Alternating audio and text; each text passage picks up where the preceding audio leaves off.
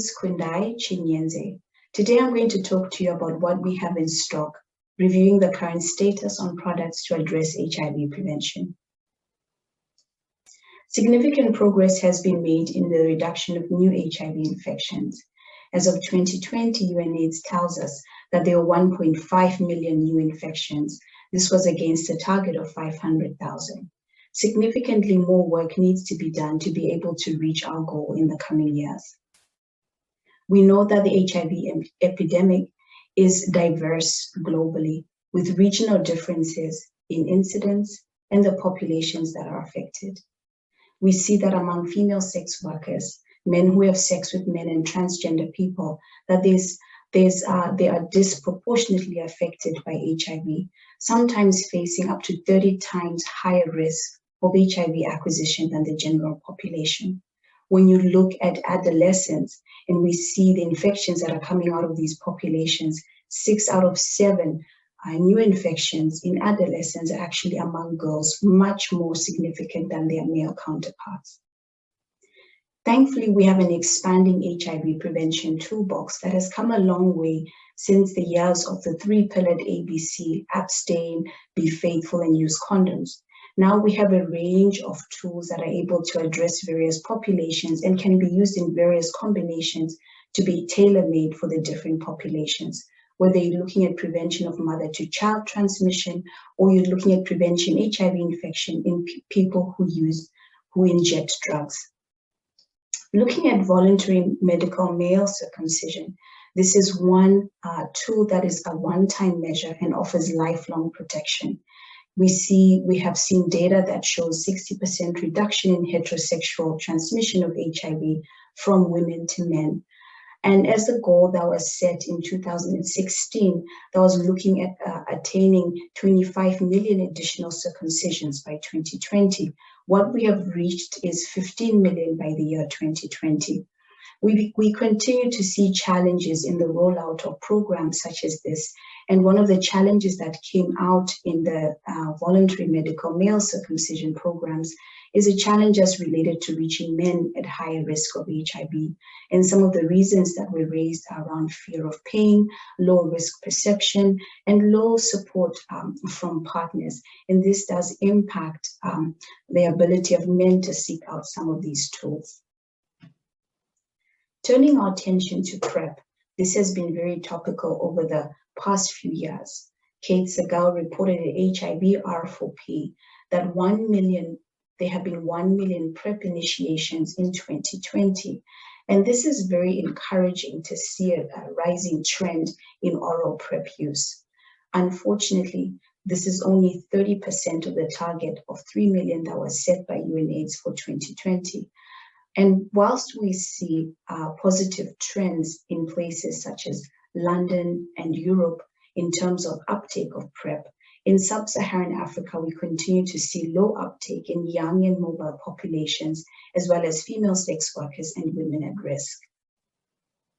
We are also learning and continuing to see that adherence to daily pill taking is a challenge for many individuals. For example, in a cohort in Kenya, when measuring by dried blood spots, it was noted that less than 15% of men who have sex with men who were reporting PrEP use had protective levels that were equivalent to greater than or equal to 4 tablets a week. When we're also looking at PrEP delivery, it is really critical to ensure that the models need to be well considered to support high uptake and persistence in the various populations. For example, community-based deliveries that really bring the PrEP as close as possible to the users are appearing to be more successful in supporting PrEP use and adherence, including the use of peer support models in either counseling or the delivery of PrEP. When you're looking at adherence, several factors have been reported in literature, including fear of stigmatization, the side effects of PrEP, and these continue to come up as reported across different populations. In this slide, we see data that's coming from different populations, whether it's men who have sex with men, female sex workers, adolescent girls and young women across the world, and the challenges that they're experiencing in terms of uptake and adherence to PrEP. And we're continuing to learn how we can improve this HIV prevention tool going forward. So when looking at the next generation of PrEP options and how these can be informed by lessons learned, we have realized that we need products that are long-acting to be able to mitigate adherence challenges that continue to be reported. We need products that can support discreet use and that have improved side effect profiles and are able to support reproductive health needs of women. Additionally, PrEP needs to be delivered within a holistic intervention, acknowledging the other needs of the target population. And this is the way that we can maximize acceptability in these groups. The cost of goods is critical, and products need to be cost-effective and affordable for governments to be able to procure them for their citizens. And some of the issues that we are seeing, whether related to long-acting injectable cabotegravir or daily oral PrEP, there's a recognition that we need to have improvements in diagnostics to be able to address the HIV testing needs in the context of PrEP. When we're looking at the next generation of PrEP options that are coming down the pipeline, there's a range of exciting options, including microbicides, vaginal rings, the recently dapivirine ring that recently received a positive scientific review by the European Medicines Agency and recommendation by the WHO, and hopefully is being reviewed and will soon be available for women in sub-Saharan Africa. We also know that 3-monthly rings are under development, and this is an exciting platform in that it has the potential for multi-purpose use to include protection from contraception and sexually transmitted infection. We also saw exciting data coming through from the long-acting injectable cabotegravir that is administered every 2 months, and we saw data of high effectiveness in cis men, transgender women, and cis women in sub-Saharan Africa.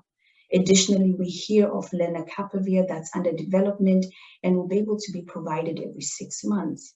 And even more encouragingly are implants that are being developed that can be administered and be used for up to 1 year at a given time. Also, our long-acting pills like islatravir that can be administered and have extended effect over 1 month. And we also have monoclonal antibodies, also known as broadly neutralizing antibodies. And again, the desired goal is to have long-acting bNAbs that are effective and can be administered every 3 to 6 months, for example, administered subcutaneously, and have the potential for lower toxicity compared to the ARV-based PrEP options. And of course, the cost of goods needs to be reviewed in the context of bNAbs. Finally, the development of a safe and effective HIV vaccine remains a critical component of our HIV prevention toolbox. In addition to all the tools that are currently available, I think it is critical for us to have an HIV vaccine that will help us be able to control and reach a sustainable end of this epidemic.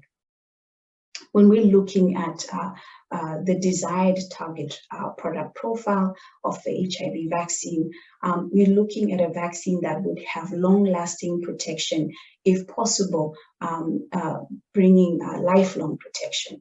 Ideally, of course, it will be addressing the adherence challenges that have come up repeatedly when we are looking at other prevention tools, and really looking at a product that has potential to protect the widest range of populations that are at risk.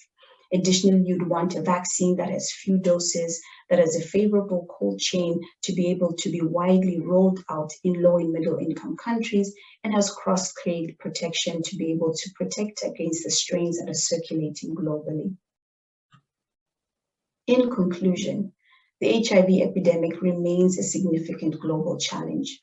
The HIV epidemic is very diverse on a global level, with regional differences in both vulnerable populations as well as incidence. And whilst we have a diverse HIV prevention toolbox, we continue to see challenges in rollout, uptake, and persistence. And we have learned some important lessons from existing prevention tools that must be applied to the development of future generation products.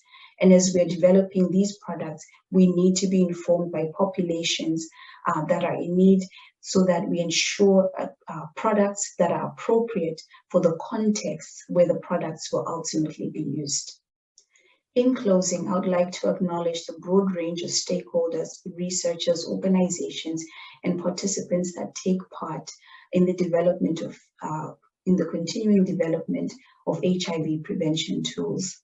And I would like to acknowledge the generous support that is provided by major donors that make the work that we do in IAVI possible. Thank you.